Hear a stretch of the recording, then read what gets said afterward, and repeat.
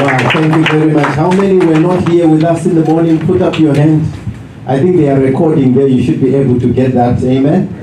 And I want to appreciate and acknowledge my two boys that came driving me here. They are from my church, Perez and Tops. Can you stand on your feet? Thank you very much. So they are my boys. I've been pushing them. So Brother Tops recently got a girlfriend. He's gonna be marrying soon. I'm happy so about that. We need that. So no more temptation, no more fasting, you know. And then Brother Perez came to me. He was very undecided about a girl. Last Saturday he came to me. I spoke to him. I said, I'm giving you 2 weeks to go and make a decision and come back to me. God will not decide for you. You have been praying. And he came to me today with a decision. So I'm grateful to the Lord. Well done, boys. God bless you. God bless you. And then I've got a few books that I want to give to pastors. Forgive me, please, if they are not enough. I only brought 3 copies. I've written 9 books. I only brought 3 per each copy because I didn't want to carry a lot of books. But there is a book I wrote for men that I want to give to pastors. If you are a pastor here, this one. This is a teaching that I did for men last year. Normally, when I do my men's conferences, I now write a book to give men because God gave me the grace to write a book. So I would like to give pastors who are here. If you are a pastor, please put up your hand. Can you give them? I'll give them a book each. The rest, if you don't have it, you pay £2. That's the printing amount. I'm not putting extra on it.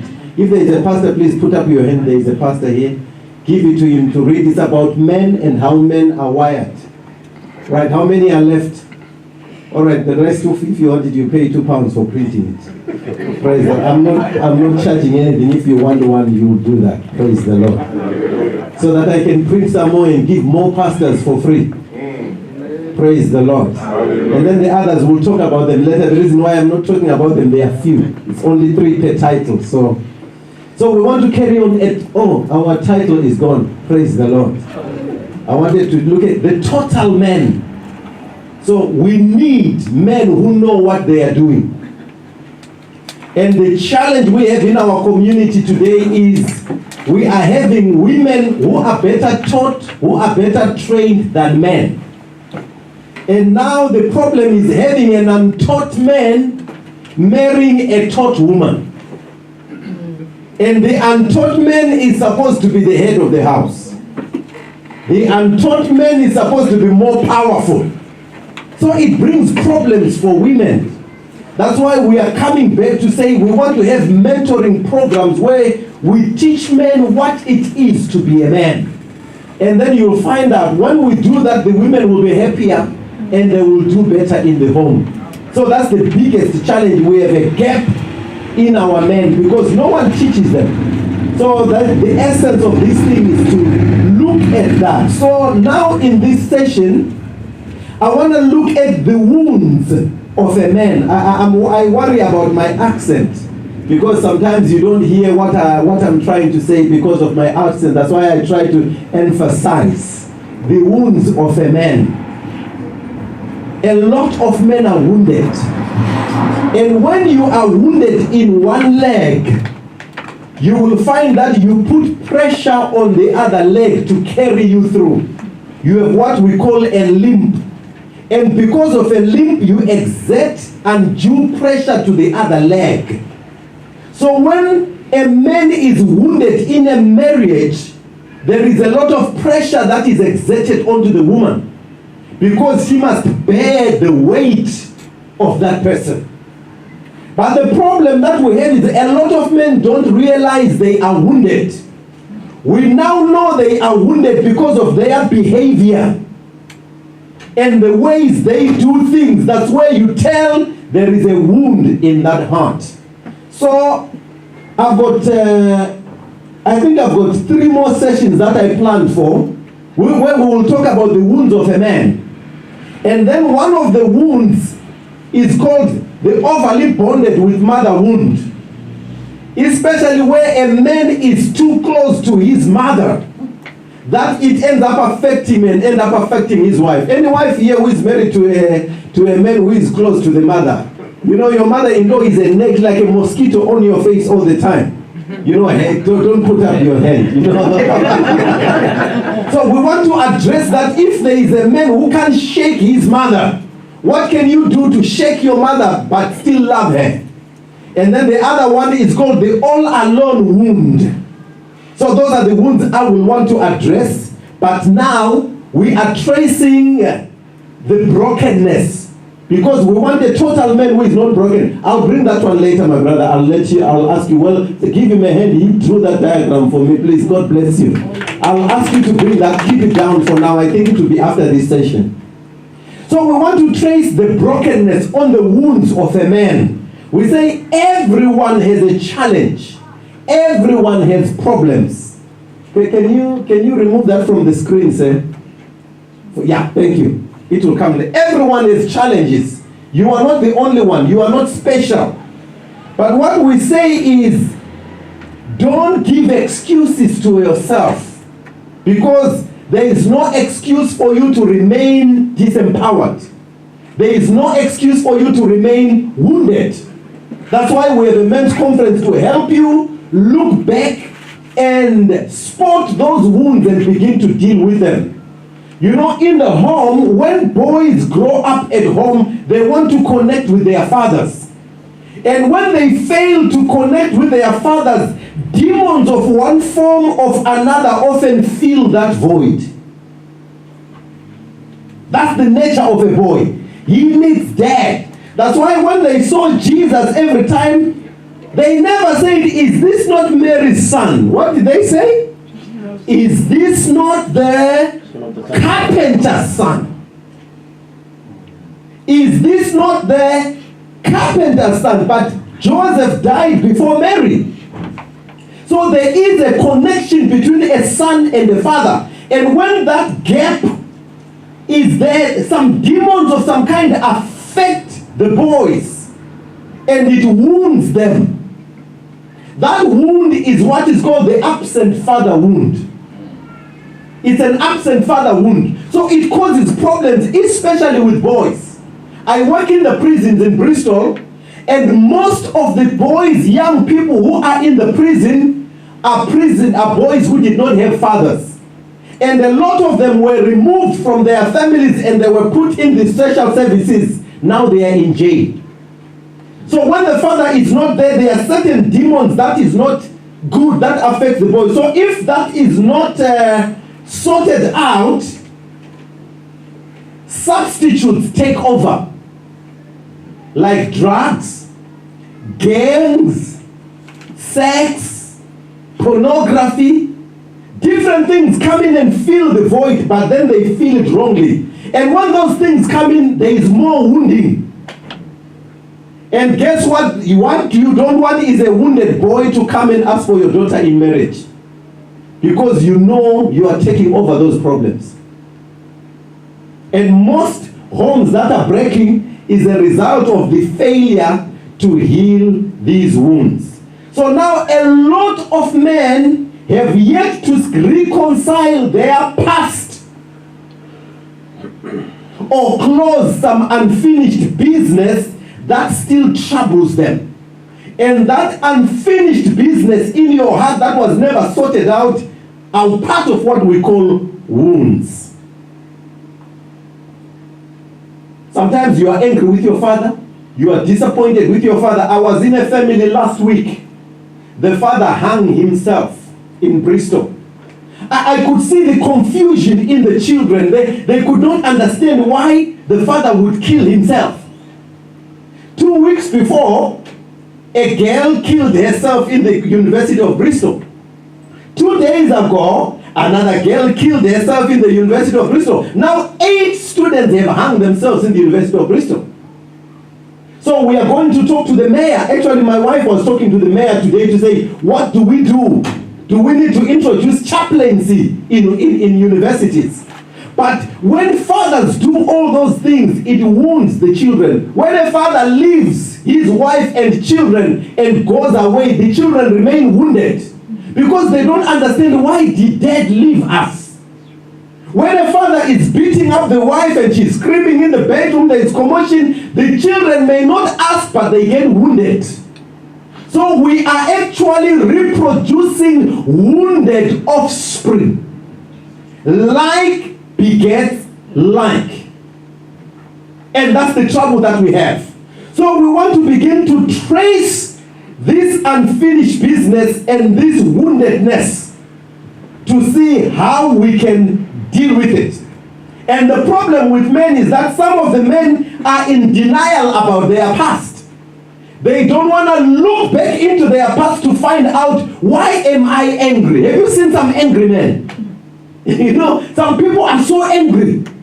Some people cheat. Some men they can't do with one. They are always cheating. Story after story. Some men, you can't touch their mobile phone. How many know what I'm talking about? And a mobile phone rings, you die for it. You don't want anybody touching it. Because you are wounded, you are a cheater. You can't stand one wife, one relationship. I don't know how they do it. So, but they are in denial. Some lack the courage to face their past. And unless and until you learn to face your past, you will never attain the total man that we are talking about. Because there are still issues in your life. That's why when you come to the gospel, the first thing that we are required to do is to repent. You see, even God is so wise, He doesn't want you as you are. He wants you changed. That's why He said, you have to be born again. Otherwise you cause trouble in my kingdom. And that's why you have the past is no. We don't want the past. That's why Paul said, if any man is in Christ, he is a new creation. Behold, all things are passed away. Because the past is dangerous. A lot of people are prisoners to their past. We know we are part of our history and our past, but we are not meant to be prisoners. So when you are a prisoner to your past, you are carrying a wound. That's why you don't want to let it go. That's why one of the key issues of the Lord's Prayer, forgive us our sins as we also forgive. Because you can't afford to carry the kingdom forward if you are wounded with unforgiveness. Is that making sense, gentlemen? Yes, is that making sense, gentlemen? Yes, most of the divorces we have in church, there is a wound of unforgiveness. And when you look at the story, really you look at it, what was it that you could not forgive this woman for? Or what is it that you could not forgive this man for? Petty issues. Because we think there are many women out there. But the problem, not all the women are yours. Not all the men are yours. There is only one rib that was taken out of you. If that one is abused, then whoever you have is another man's wife. She will terrorize you.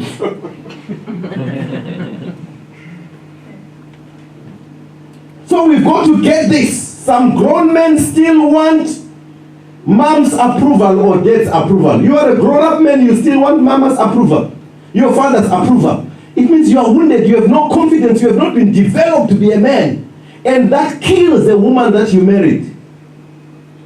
Because she wants to feel, I have married an independent man, a total man in his own right. Not who still listens to her father. We will touch on this one because it's critical. Most of our girls suffer in marriages because the mothers-in-law infiltrate the marriage.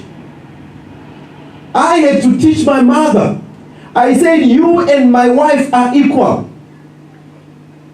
You came into the Sibanda household by marriage.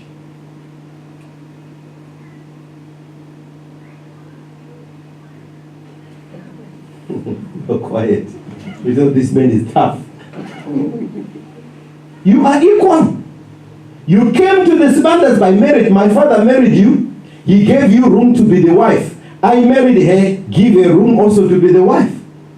Then he said, but you are my son, you slept here for 9 months. You slept here for, I said, oh yes, I left there 54 years ago. And given a choice I don't want to sleep there. I want to sleep in the arms of my wife. It's nicer here. Do you get what I'm talking about? And then I said, Mom, there is a book I'm writing. It's called The Battle of the Wombs. I said, you know what, Mama? Your womb has an honor that it carried me. My wife can't take that honor from you. And Mama, my wife has a womb that makes me a father. And you can't take that honor from her. Each womb has its own territory. Yes, sir. Amen. Thank you, my brother. Give him a book, he encouraged me.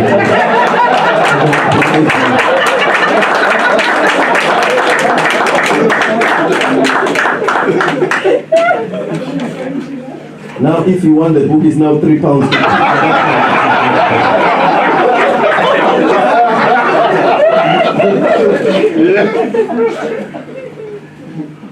So do you see where I'm coming about?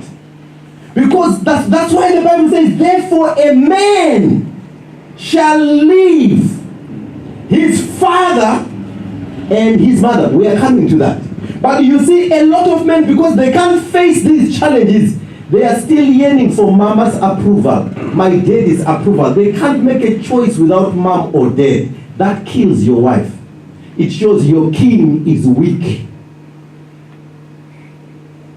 A woman wants a man who will defend her.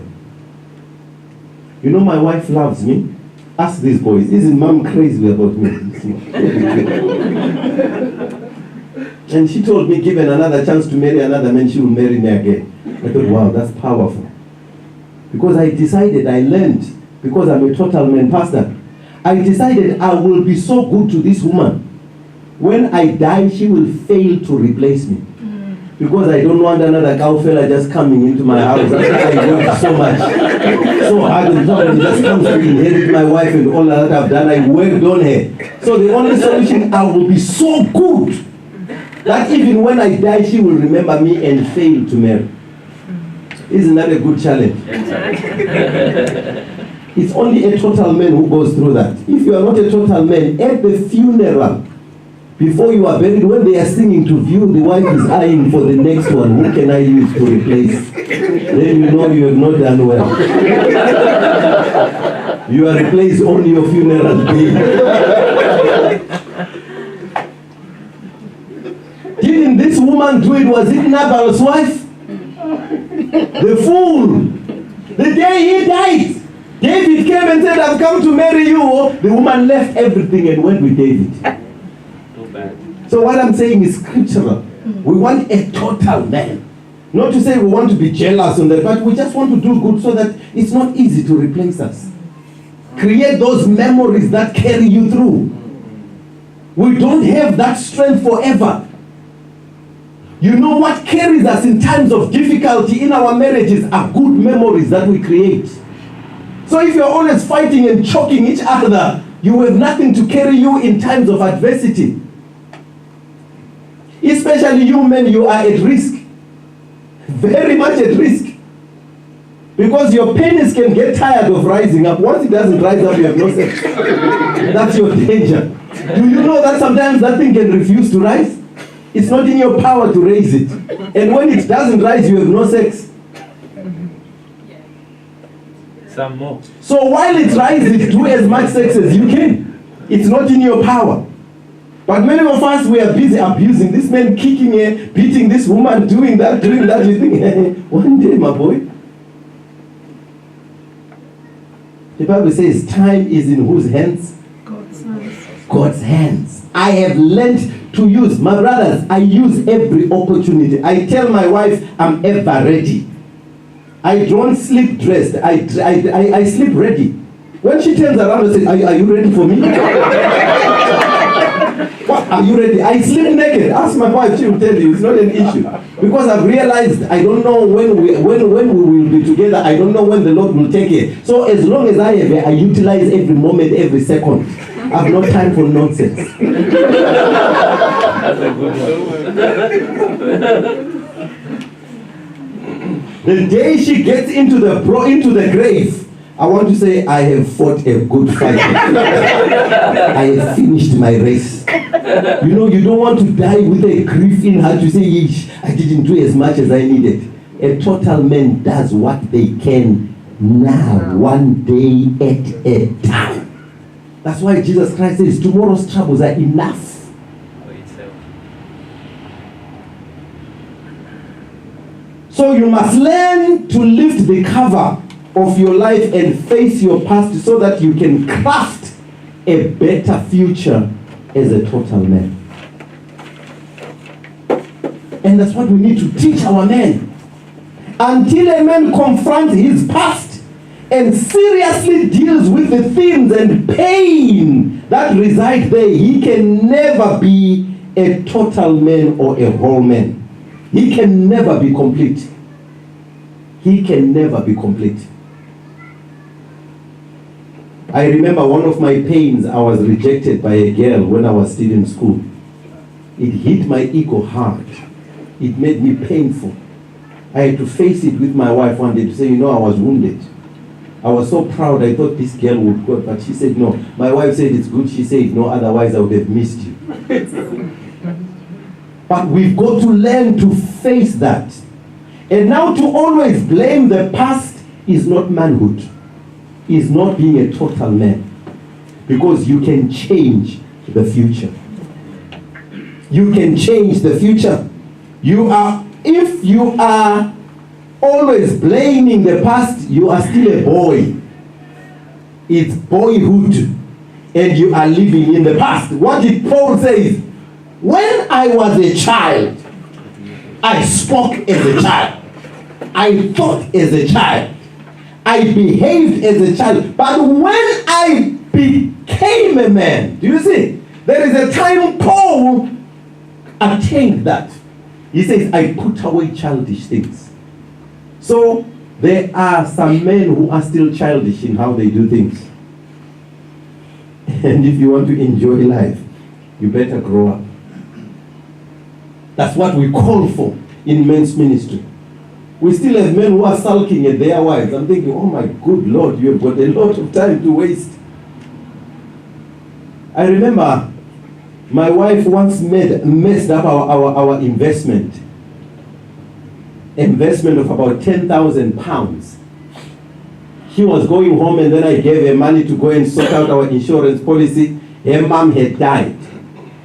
And then she was so grieved, she just gave all the money to buy coffins and all that stuff. So our insurance policy bounced. We were supposed to be paid 10,000 pounds some 10 years ago. So when she came, I said, where are the receipts and this and that? And then she said, what receipts? I said, for our insurance policy. She said, I didn't go for insurance policies. I was grieving my mother. What would you have done? So I had a choice there and then to begin to mourn for 10,000 that is already gone, or to heal my woman and have a good time.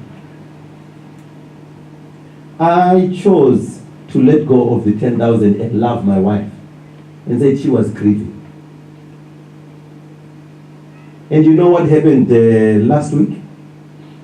We just discovered that when she used to work for the bank in 1998, she was given shares for bonuses in her company, and those shares are now worth 350,000 pounds.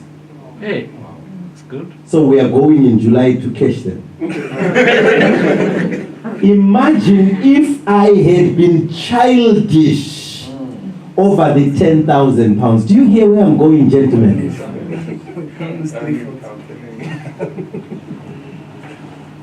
So we've got to grow up. Let's face our past and move instead. You cannot become a total man or a complete man without help. You need help. Don't think it will happen on its own. That's why we are here. I got it from somebody. I didn't get this from heaven. It was an investment. I went for school for men for 3 years. So you get help.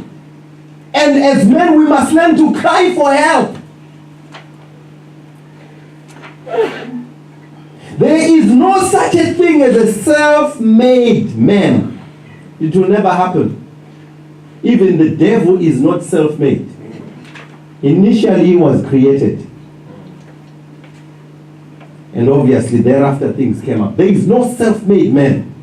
You need the insights and experience of other men to complement you and complete you.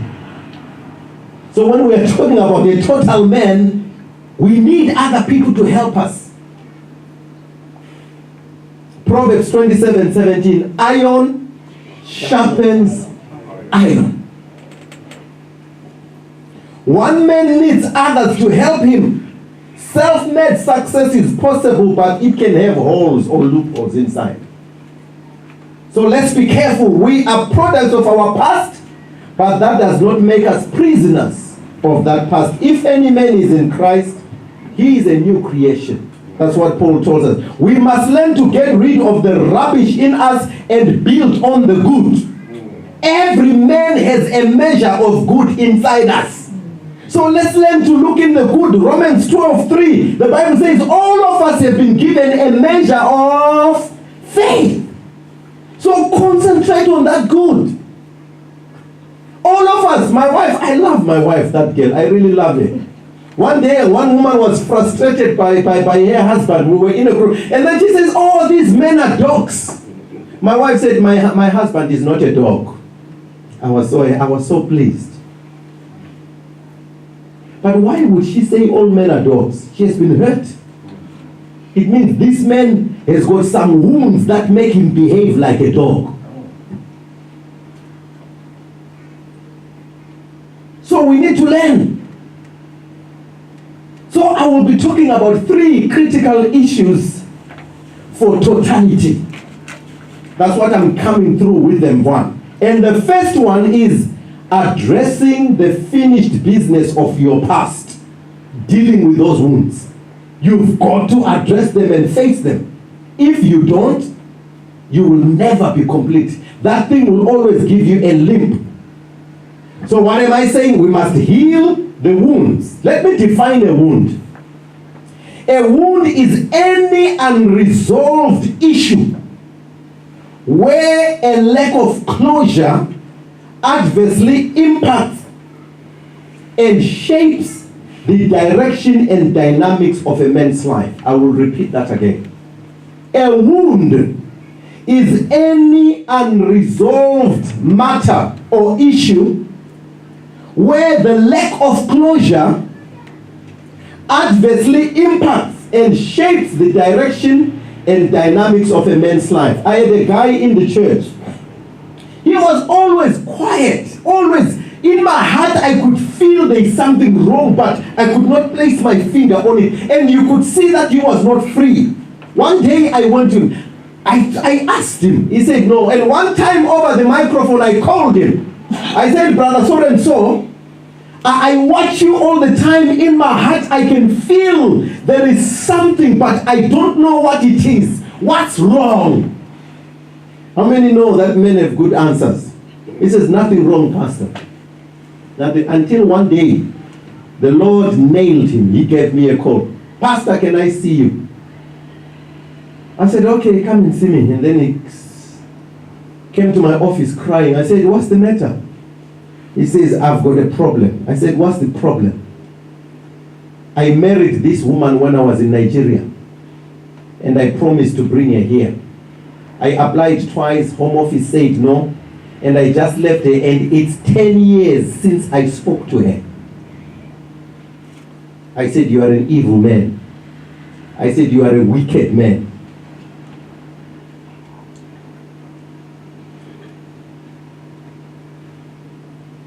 That wound could not give him the peace. That's where I'm coming from. He had an issue I never knew, but there was no peace, there was no closure.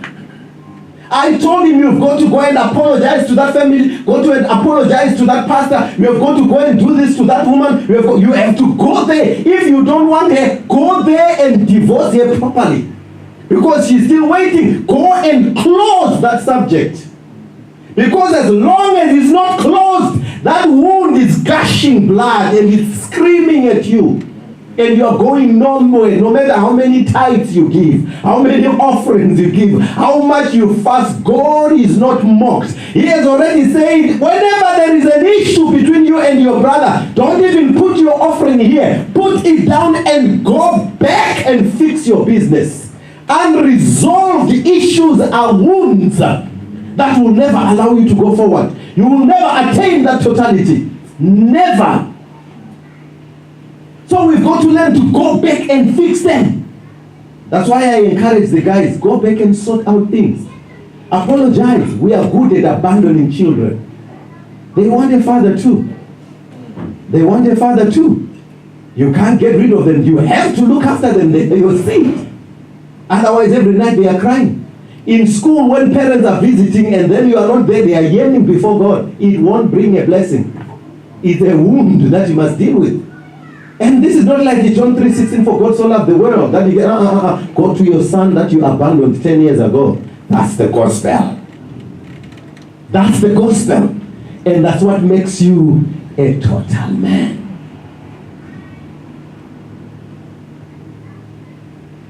Are you hearing me, church?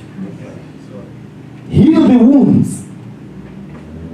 And then you will see that if these things are not healed, the dynamics and direction of your life changes. That's why you see a lot of men drinking a lot of them smoking a lot of them they are just quiet, a lot of them they are in drugs, a lot of them are unfaithful, a lot of them are violent, they are angry. Those are signs that there is unfinished business in your heart.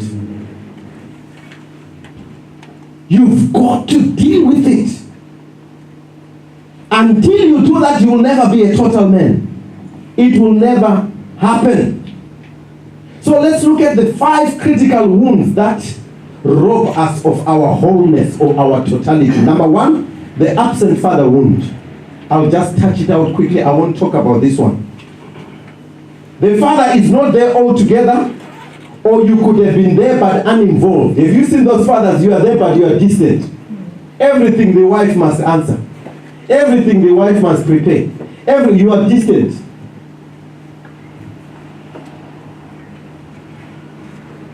I know many of us were not taught to be a father. We have no school. That's why men's ministry is critical. That's where we are taught to be fathers. The Bible says, you elder women, teach the younger how to love their husbands. But we must be equally taught how to love our wives. Absent father wound. So many young men have never dealt with this wound. A lot of guys who have never dealt with this wound, and it's affecting their future. They get into marriage limping with it. Imagine this woman has prepared her daughter a bridal shower, these things that they do. A lot of women come prepared for the wedding. A boy comes hanging his things. That's all they do. And it's a shame in the church because you are unqualified for the thing you are rushing for. And we don't bother as long as we get our lobolo. In my tribe, it's lobolo. My daughter is 22. If you wanted minimum 6 cows, lies. If he hears me, I'll be in trouble. But you see, a lot of boys get into the marriage limping already. That's why marriages are not doing well. I know there are some few girls who act like witches. Very few of them who are difficult. But mostly, the problem is the men. Am I right, guys? In most cases. A woman will accept a man who leaves the marriage, makes a child outside, and comes back. Many women have done that. But I'm still to see a man who will forgive a woman who goes to get a child out and come back. I've never seen that record. I only saw one in all my 54 years.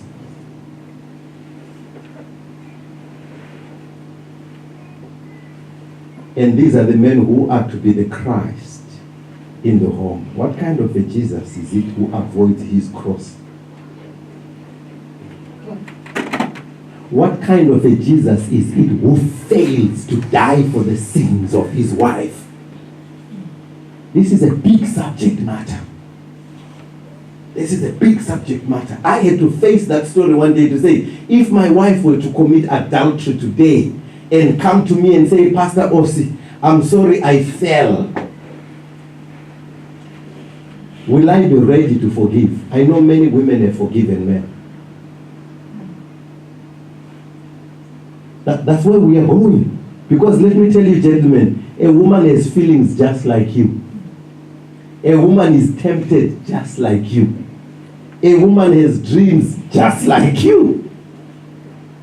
I once asked the men in my church, I said, how many believe that their woman lies to them sometimes? They say, oh, never, she'll lie to me, she'll never lie to me, she'll never. I went to the women privately, I said, tell me, how many of you have lied to your husbands? All of them lifted their hands. That's how foolish men are. That's why God gave them a helper. We are at the mercy of these women. If they want to kill you, they'll kill you. They'll poison you. You don't know what you are eating. You don't know. Do you get what I'm talking about? So if you allow these wounds, they will destroy you. Just let them get connected to Putin. They put some poison in your underwear. Well, so love these women and care for them, protect them. They're dangerous. Thank God for Jesus in them. You know what I'm talking about? So do you see, that's the wound. We are limping in it. There is a lot of anger. There is a lot of pain. There is a lot of extreme behavior. Is a sign that there is a wound. If you find some of them are addictions, some of them are obsessions, that's a sign that there is a wound. It's a sign there is a wound. There is an inner sense of lostness. Some people you find, look at some boys, you find, the fellow is lost. An inner sense of loss. You have no direction. No, it's a wound inside. There is something missing. There is a hole. There is a gap. There is an incompleteness. And one of the doctors in Oxford said, actually, homosexuality can be caused by that. I know many of them say, I'm born like this. Well, we give you the benefit of the doubt. But it's part of those problems. Then the next wound is the overly bonded with mother wound. The overly bonded with mother wound is a secondary wound. It only occurs when the father is not there and the mother steps in to take care. But the problem with mother, when she steps in, her love is conditional. Her love demands loyalty. Her love is coated with chocolate. Because when you say no to mom, when she raised you alone, she said, remember the pain I went through after your daddy left us. You can't this to me, Tope. You can't do this to me, Bola. You can't do this to me, Bola. After suffering all these years, and then after that you also feel the pain, and you feel that's the danger of overly bonded with mother wound. It's controlling. It comes with conditions, and then it emasculates the boys.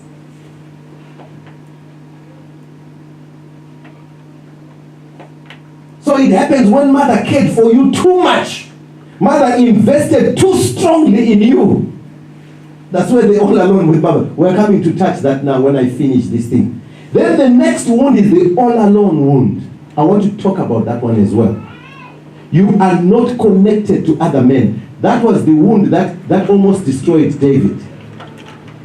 When his man was in the army, he was all by himself. You know, when you are alone, you do silly things even if you are a king.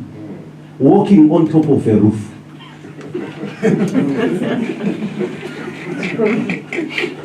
Do you get what I'm saying? Walking on top of a roof.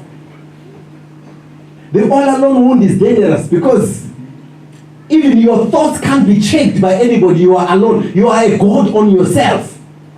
You can self-destruct. We will look at the all alone wound.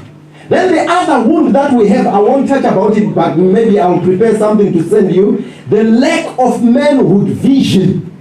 So it means you have got no clue about what a man is about. That lack, you are just a ghost floating around. You are on autopilot. Or maybe you call it auto-manhood. I don't know what we will call it. The lack of a manhood vision. I have a vision about my family, my children, my future. I've got plans. A lot of men are living in the now. You ask them about plans. If Arsenal is not playing on Saturday, there is no other plan. am I right, ladies?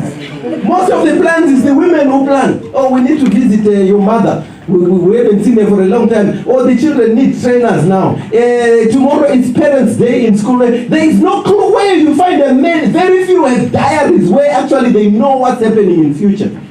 They live in the now. And it's dangerous to live in the now. Very dangerous. That leads to people who want immediate gratification. So you can't count the cost of things. I've got a book here to say that says, count the cost, is it worth it? Because you have no vision, you don't learn to count the cost. Anything coming, you take in. It's a Trojan horse, very dangerous. You have no clue what manhood is about. You have got only short-range distance, no vision about what you are going to be. You only have a today vision and now vision. A total man learns to see far, much earlier in life.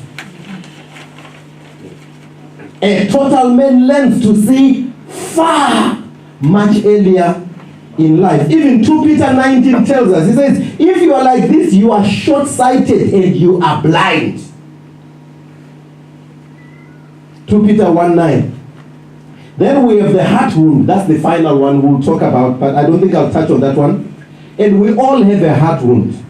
That's the wound of the soul, the wound of the spirit, where we are all sinners. No human counselor can heal this. Only the Word of God. Only the Word of God. That is the contributor to all these other things.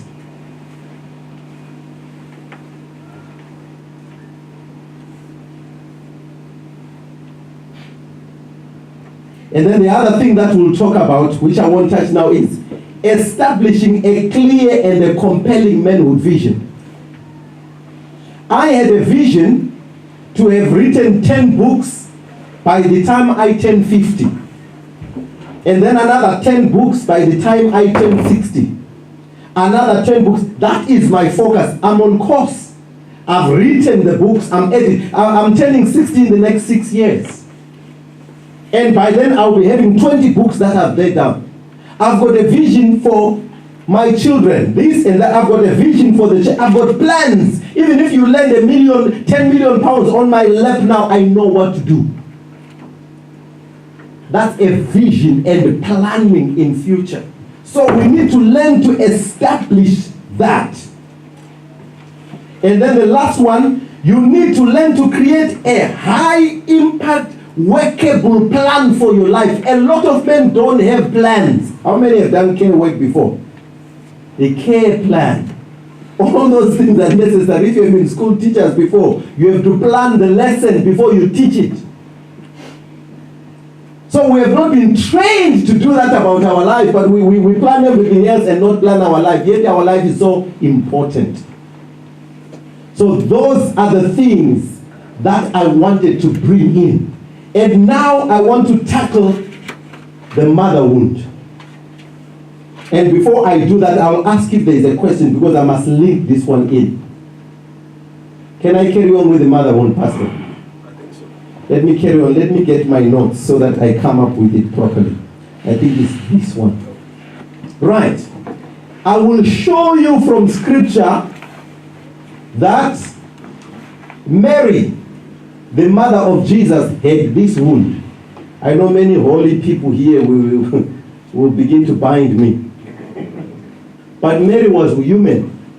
And when I begin to talk about this, I begin to see this wound in the relationship between Mary and Jesus. And I learn how Jesus handled it. Because it's a sensitive wound. It must be handled with sensitivity. Because your mother is your mother. But she has her own boundaries, especially when you get married. So let's tackle the overly bonded with mother wound. Let me explain what this wound is like. And we need this so that we teach our boys, we teach our men in the church, and we free our daughters-in-law from trouble. I had a friend of mine back home. The mother would get to his house and make demands to his wife. Can you make me this? Can you make me that? Can you make me that? Can you make me that? This is my son's house. And then one time they gave her some food. She was not happy. She took it and went and threw it to the dogs.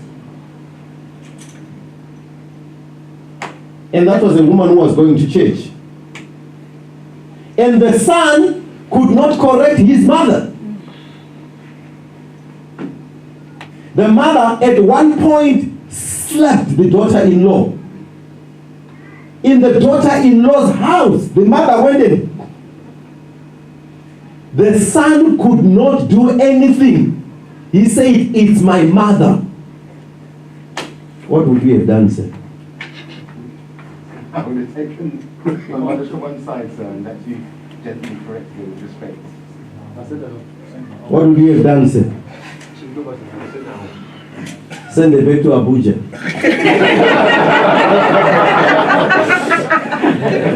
So why I'm not interested in quoting John 3:16.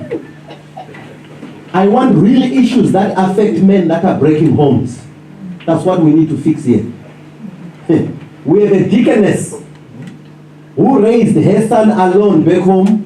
She was so close to her son. A deaconess in the Assemblies of God Church. When the son got married, the mother demanded to go with them on honeymoon. What? True story, sir. Only that privacy issues in England, I can't say the name. And to make matters worse, she refused to be booked a separate room. She said, "I will sleep on the floor." That was a deacon in the Assemblies of God. And the son could not say no. So I just want you to realize that when we talk about this wound, we are not creating stories. There are girls who are struggling in their homes because of their mothers-in-law, and the sons can't call them to order because they have a sense of, "My mom paid my school fees." So what? She's your mother. She brought you. That's their responsibility. So we need practical issues. Let's address this one now. Let's define it now. And overly, it's not bad to be bonded to your mother, but when you are overly bonded, there is a problem. There is a problem. So it's an unhealthy emotional relationship with your mother that causes a son to either be threatened by the influence of a woman later on in life, or to over-identify and become submissive to that influence. No good. You want me to repeat that again? Yes, sir.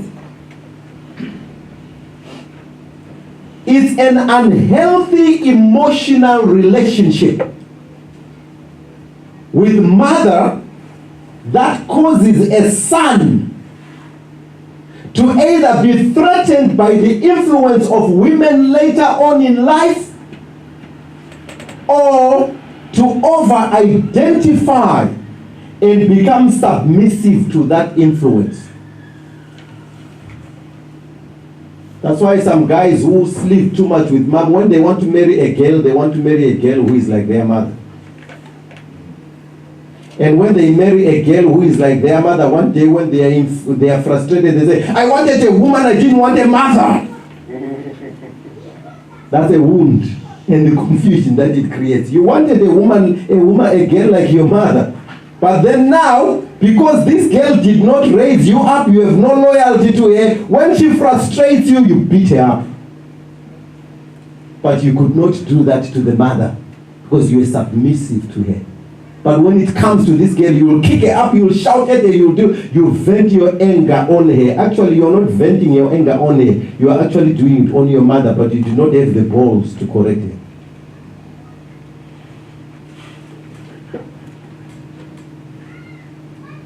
Please edit my teaching. Don't post it on YouTube. Make sure they don't post it on YouTube. we need men who have balls of steel, not cotton wool balls that flap all the time. There is difficulty.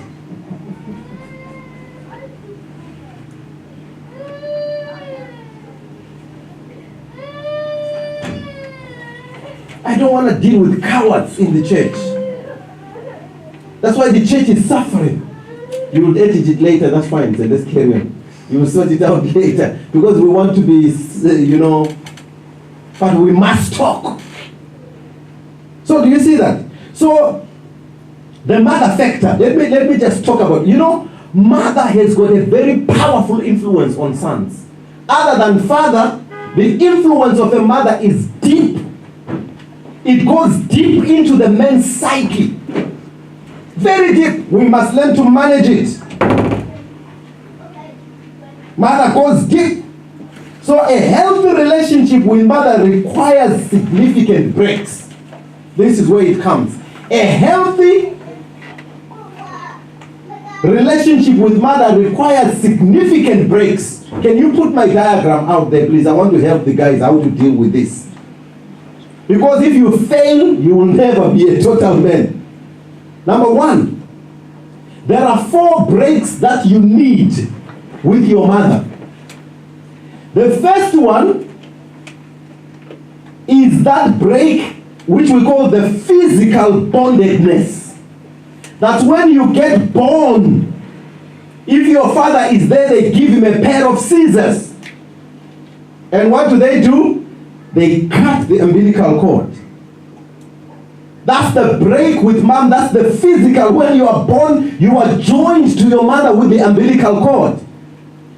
So when you are born, a physical cutting of that umbilical, that is the first break with your mother. The good thing about this break, you don't have to do it yourself. And if you don't do it, you die. That's why they cut it for you. That's the first break every man has. Then the second one, this one, now it leads to a what? A healthy physical separation. That's why the nurses will cut it off and then they will put some cotton wool and this and that. It's a healthy physical separation. It's done for you. That is the process of parting ways with mother. But then there is another one where mothers and sons struggle because they have to do it themselves. And that is the emotional separation. That's where the wound comes. Because we cannot detach ourselves emotionally from our mothers. And mother don't want to be separated. It's my son, especially if they are firstborns. So failure to deal with that emotional separation will strengthen the overly bonded with mother wound.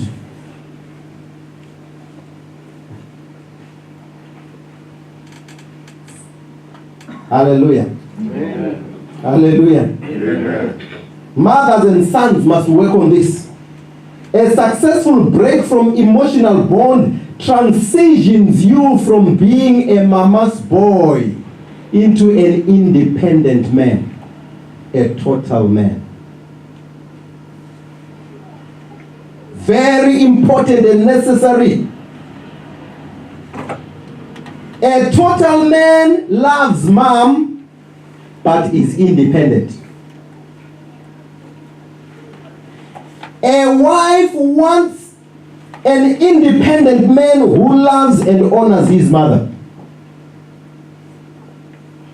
If you can love and honor your mother, you will not struggle to do the same for your wife.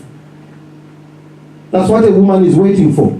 So the healthy break there, oneness with mom, healthy physical separation, to a healthy emotional separation.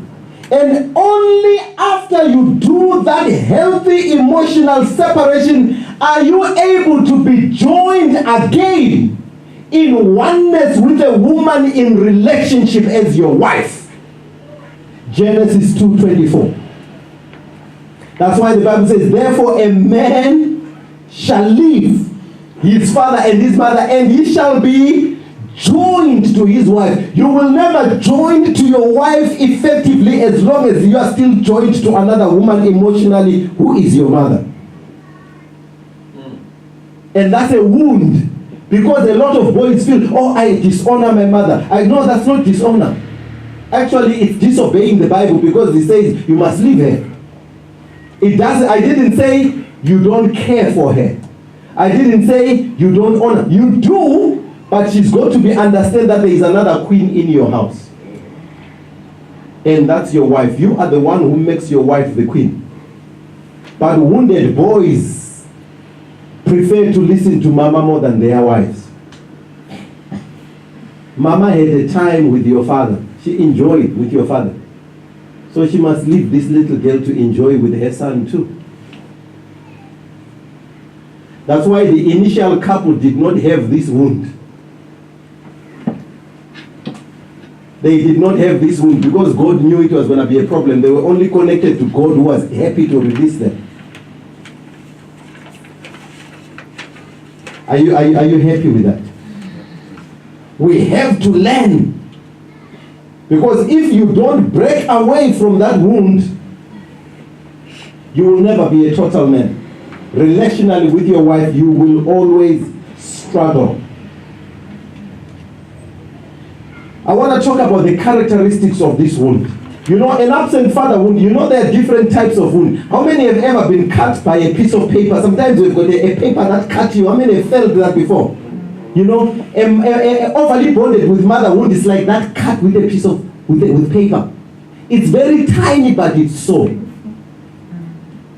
The absent father wound is a gushing open wound. But the problem with those both wounds is that they bleed. Both of them take life out of you. That's why we must address them. They bleed. The overly bonded with mother, it's not a blatant wound, but it's very subtle, very invisible. And that's why many boys don't see it. It's not of abuse. It's disguised as love and care. I care for my son. It's disguised as love and care, but actually, it's a cut. You will bleed. Mother wound looks very nurturing. It looks like mother is caring, nurturing, but it can emasculate you. Once you are emasculated, you are not good to your wife, because she is looking for a man. Have you seen how male lions protect the pride? That's what we should be doing. It's not a wound of inattention. It's a wound of over-attention. I know mothers, they are trying to do good, but there are limits. You need to realize that your son is grown up now. Step back. That's why it's an emotional disattachment. It's a wound of over-concern, over-involvement. That's why we suggest that if you have got issues, don't discuss them with your parents first. Because parents will always take sides. Yes. I always say blood is thicker than water. Yes, when it comes to push, we begin to tell one another who we are. So that's why it's not a good idea to tell your parents about your challenges, because they will side with you. And when you resolve the issue, they remain fighting your daughter. It's that wound. So a total man understands how to manage these things. This wound is so powerful, it can wrongly shape or warp the masculine psyche. It's very powerful. So when you want to be a total man, you need to be free of it and understand it. When mom gives a lot of love, she expects a lot of what? Loyalty. It's very conditional. It's natural. I want to quickly show you Mary. I love Mary. I'll show you that. With mama's investment, you can't negotiate. You just obey. You just obey. That's why also if you go to your parents to ask for an opinion and you don't carry their opinion, they take it personally. You go for counsel and this and that, and then if you don't, why were you guys coming to ask for, you were wasting our time. You think I will advise me, I'm your mother. You think they take it personally. That's their nature. So we are the ones who must learn to manage it because we want to remain complete and whole and effective. So it occurs, as I said, when there is an absent father. Sometimes it's influenced by ignorant mothers who refuse to see sons as a separate person. They refuse to see their sons in a separate light. They always say, my son. Okay, it's your son. But allow another one to say, my husband. Do you get what I'm saying? There is a release and go everywhere where it goes. It is influenced by needy or hurting mothers. That's the trouble. If the husband has left, the mothers work with the boys. They are needy. They are hurting. So that's why they don't want to let go. So you as the sons must help them let go. Because if you don't, it will affect you. Remember, her husband is already gone. She has already lost him. So you run the risk of losing your wife because of her. You see, it sounds tough, isn't it? That's why men need to learn to handle this and deal with it. And whenever there is such a wound, keep your wife out of the picture. Say, darling, sit in the corner, I will sort it out. Because you don't want to bring your wife into the fray. They will say, this woman found us united and she separated us. No, you are the one who separated yourself because you are the one who approached the girl and said, I love you. You went on your knee and said, will you marry me? She said, I do. You are the one who brought him. So it's managing it. That's part of manhood. Very difficult, but we need to do that. Sometimes mothers are just unwilling to let go. They just want to hold back. It's now their comfort pillow. Have you ever seen that? I read about a story in Zimbabwe. A woman who married her own son. She got pregnant by her own son. It's demonic, isn't it? Because she had invested in him and went to university and this and that. So she couldn't let another woman. She said, I can't let another woman partake of my sweat. I would rather marry my own son. They were kicked out of that village. I'll look for the paper pastor and try and send it to you. She had to be pregnant by her own son because she could not let go. Do you see the power of these wounds? It happens. What do you do in your church when you find? What do you do? We need to know how to adjudicate it. These are serious issues, guys. Normally, this wound will manifest in two ways. A man becomes dominant and controlling towards women later in adulthood. That's how you see. You become dominant and controlling because you couldn't do that to your mother, but other women, it's easy to do it. There is no sense of loyalty. And that's what lands you in prison. You remember our 4 faces of men. Before you know it, you are in prison. When you trace it back, you realize it was the mother wound that took you there. That's why we must face that past and deal with it and sorting out. And then the other way, men become passive and submissive toward women, which is what is happening in this country. A woman goes to the police and reports, men, you have no chance. Am I right? You have no chance. So we just become passive and submissive. We are afraid. And you know what, our English brothers, some of our wives came here before us. They were nurses, so they came, they brought us here. We found them with a job, we found them with a house. So if you try to correct them, they say, you found me here? Do you see that? So because of that, you become submissive, and so that kills you. And it doesn't just kill you, it kills the clan. Because father's voice is silenced and the dominance of mother comes, that overly bonded with mother wound rises up.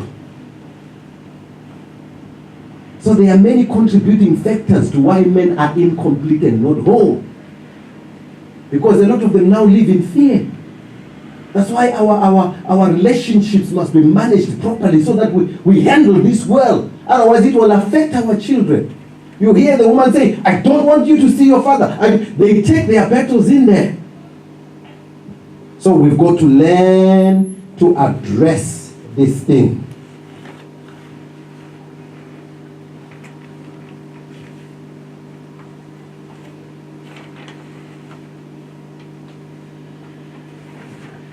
you don't like a passive son.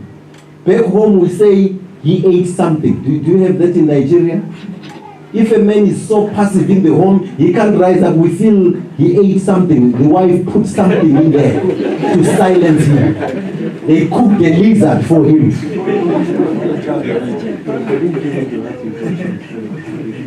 Have you seen such men? Maybe you guys are from. It's a wound. It's a wound.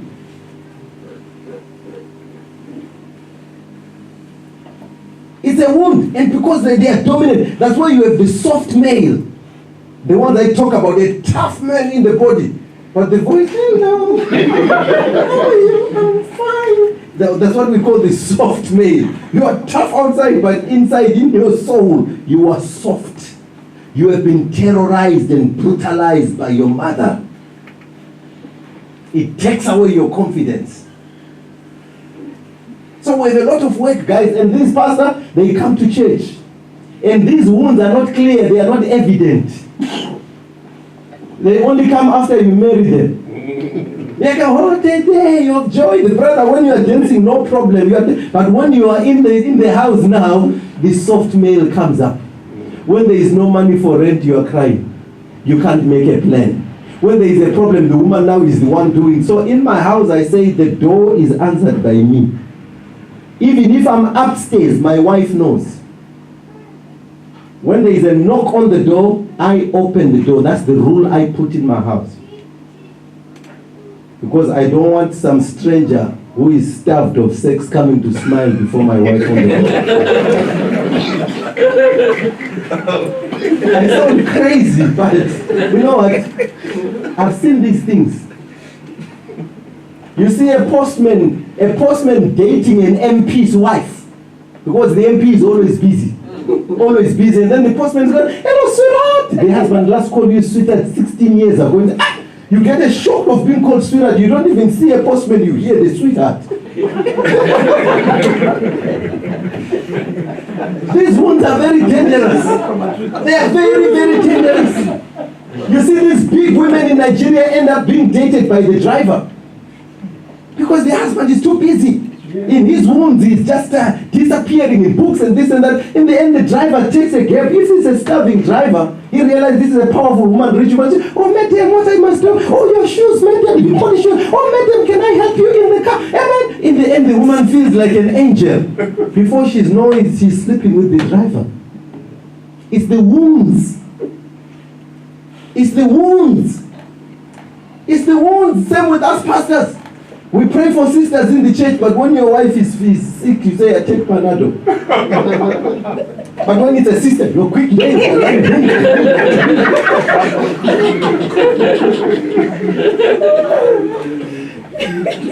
you hear what I'm talking about? Do you hear what I'm talking about? And one day, Deacon so-and-so will come in and find your wife sleeping, and they say, what's the problem, Mama? Oh, let me pray for you. And the deacon will be doing it properly.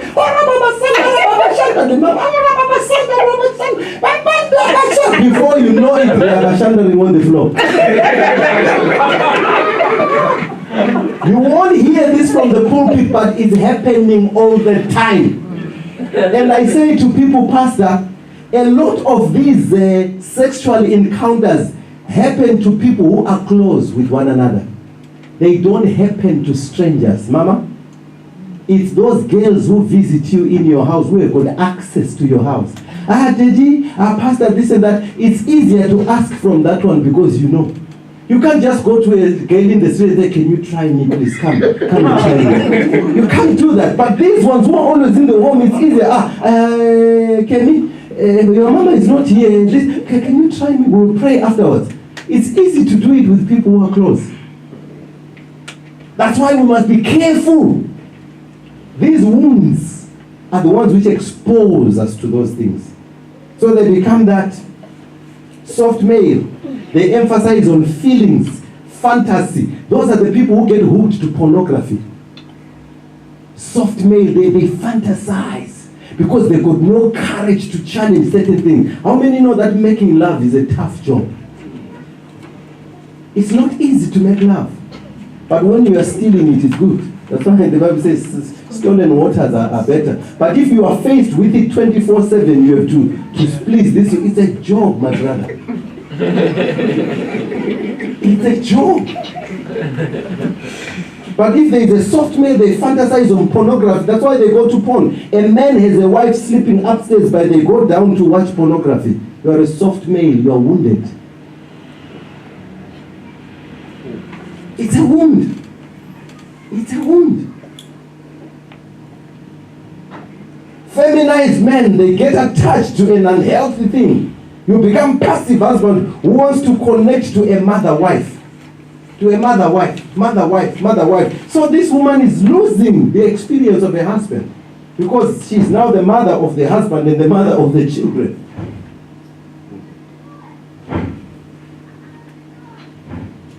Domestic violence comes like that when you become overly dominant. That conquering masculinity become violent, abusive, you rape women, you become a demanding husband. How many have seen those demanding husbands? Iron-fisted, it's a wound. It's a wound inside. Demanding husbands, they never appreciate. You have seen it, a child has been struggling, she gets a C, why didn't you get a B? December, she comes with a B, why didn't you get an A? Those who get A's, do you think they came from heaven? She gets an A, why, have you not heard about A star? Demanding all the time. Have you not seen people like this? It's a wound. It's a wound. So if we learn to walk back, you will find where it started from, but we never want to go back and trace those things. Demanding, fierce, independent for fear of being vulnerable. You are hurting, but you can't tell people you are struggling. Fear of being vulnerable. It's a wound. It's a wound. The difficulty of this wound is that love and concern goes too far. It gives too much. It asks for too much. Let me show you Jesus and his mom, and then I'll complete, and then we'll see. Look at Jesus is 12 years old here. I'll give you 4 examples. I believe Mary had that wound with Jesus, but Jesus knew how to manage it. Let's look at the first example. Jesus is 12 years old. Luke 2, verse 43 to 50. Look at this. I want you to look at the setting of a Jewish home. Who was the dominant person in the Jewish home? It's the man, not the woman. Look at this scripture. I just want to show you something. I'll just carry you through. This is the time when Jesus is lost. They have left him in Jerusalem, in the temple, and they have gone back. I want us to look at this scenario. I said verses 43 to 50, and then we'll pray and do questions, and then we'll do our last. And when they had fulfilled the days as they returned, the child Jesus, tarried behind in Jerusalem, and Joseph and his mother knew not of it. Give us the next verse. But they, supposing him to have been in the company, went a day's journey, and they sought him among their kinsfolk acquaintance.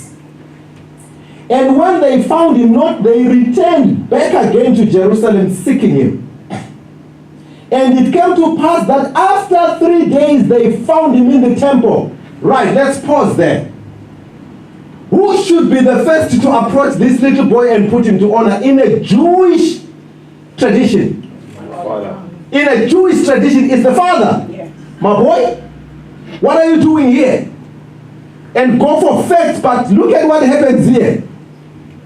They found him sitting in the temple, both hearing them and asking them questions. Look at verse 47. And all that heard him were astonished at his understanding of answers. 48. And when they saw him, they were amazed. And who comes forward? It's his mother. It's his mother. And listen to how she's asking. She's bringing an emotional question, not a factual question. Men don't talk like that. She's saying, look at him, son, why do you treat us like this? She did not cut the emotional cord there. She doesn't say, no, what? We are looking for you. What are you doing remaining behind? Joseph is not in, it's the mother. The angel spoke to me alone. He said, I will bring the Son of God. The angel, I was alone, I kept her, I take responsibility. That's how I view it. It's Mary But in a Jewish custom, leadership was with the man. I feel Joseph had a bit of a wound because he knew the Holy Spirit came upon him. I really don't have a lot of authority over this boy. He let Mary take the charge. The Bible is so good. It's got illustrations for everything in life. Let me show you the next one. Look at it. She's saying, go back, my brother, go back. He speaks. So why is thou treated? Behold, thy father and I have so treated. He's now putting the father in the picture so that he feels part of the story. I know holy people won't interpret the Bible like this, but I've dealt with families and I now understand these wounds. Look at the next example. Jesus Christ is now 30 years old. He is now 30 years old. 30 years old. John 2 verses 1 to 4. This wound is real. It's critical. I love the way Jesus Christ, actually, when he answered them there, did you, okay, sorry, please. Let's go back to that scripture, please, before I want you to look at how Jesus deals with this wound. Yes, the one that we look 2:43 to 50. Show us verse 50, please. Yeah, I think it's verse 50. Go to verse 49. And he said unto them, how is it that you sought me? Don't you know that I'm about my Father's business? Do you see that? He brought the Father into the picture. Do you see that?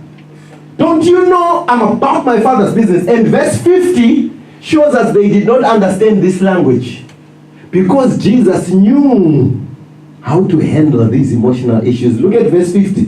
And they understood not the saying which he spoke. They were confused by it. But Jesus Christ was setting a precedent. This is how to deal with this wound. Let's go to the next one now, the one in Cana, John 2, verse 1 to 4.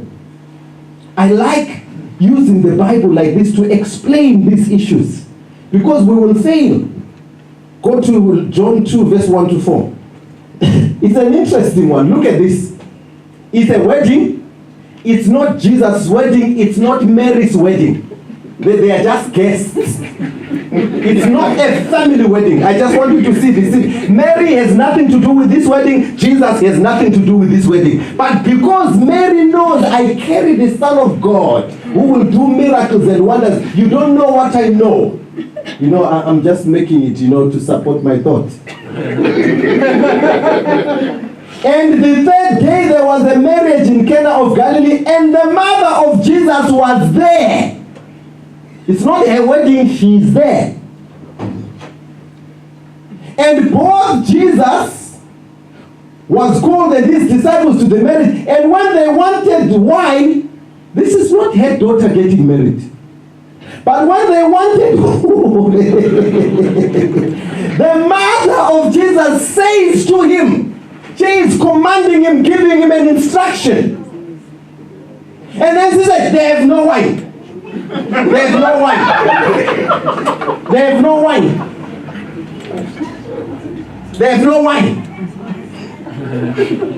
Look at Jesus' answer. Look at Jesus. Jesus Christ actually says, woman, she's cutting that emotional cord. Woman, she's cutting that emotional cord. She's reminding her. She's cutting. She doesn't say, oh, mother. Oh, mommy. No. There is a cord that must be cut. That's why Jesus Christ said, woman. And look at what he says. He says, what have I to do with you? It's none of my business. In polite language, it's not yet my time. Jesus says, put his point across. What have I to do? It's not yet my time, because they know each other with Mary. But he's trying to be gentle to say, Mom, I'm not doing this. It's not yet my time. But Mary doesn't buy that story. Mary doesn't buy that story. Look at the next verse. Look at the next verse. That's the wound. His mother, you see, she spoke and then she goes to the servants. Put the bucket outside. He's going to make the wine for you today. He's going to make that wine for you today. Whatsoever he says to you, do it. Put the bucket outside. He's going to make the wine for you today. And that's where we fail.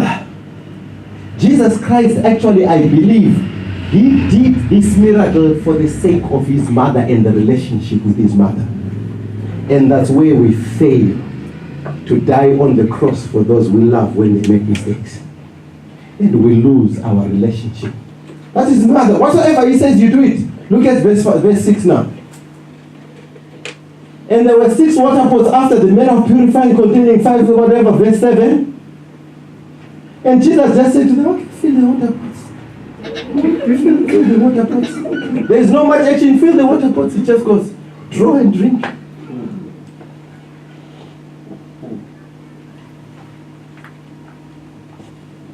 It's good as well Jesus was not married. If Jesus had a wife, there was going to be a clash between these two women. Yes. Do you get what I'm talking about? If there was a woman in the picture there was going to be an issue.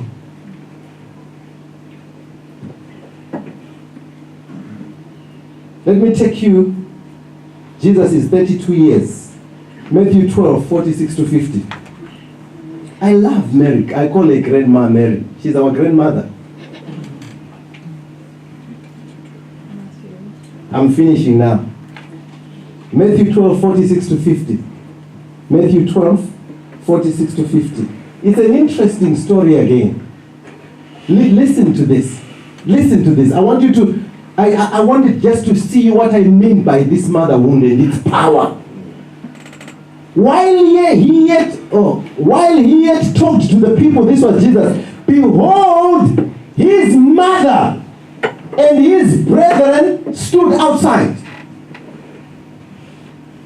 His mother and his brethren, they are still telling others, they are coming, my son, it's my son, they are enjoying my son. They are enjoying my son, I want to prove it, he is my son also. But Jesus already said, I'm about my father's business. Overly bonded. Look at what he says there.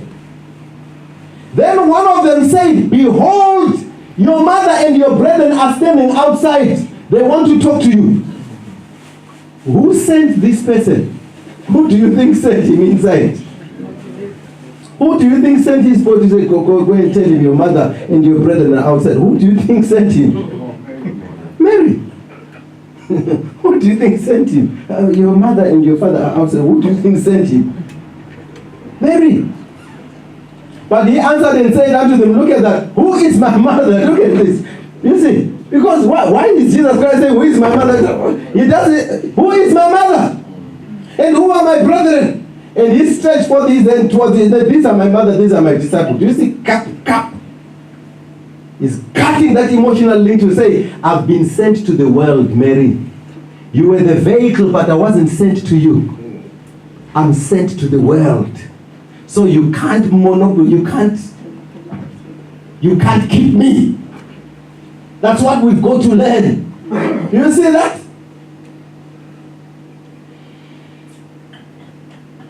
Let me take you to the last one now, which gives us a happy ending.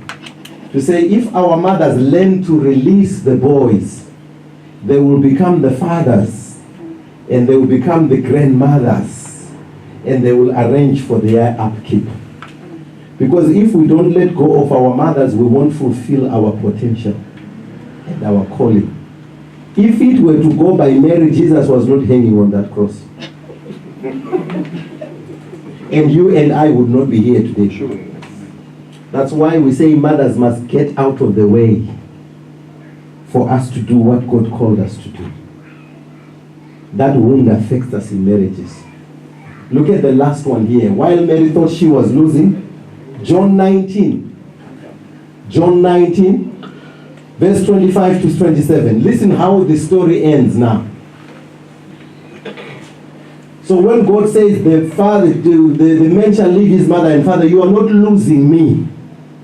You are having me with a family and a bigger group of people. Look at the end when Jesus is on the cross. Now they stood by the cross of Jesus, his mother and his mother's sister, Mary the wife of Clopas and Mary Magdalene. When Jesus saw his mother, he doesn't say when Jesus Christ saw the woman. It's no longer a woman here.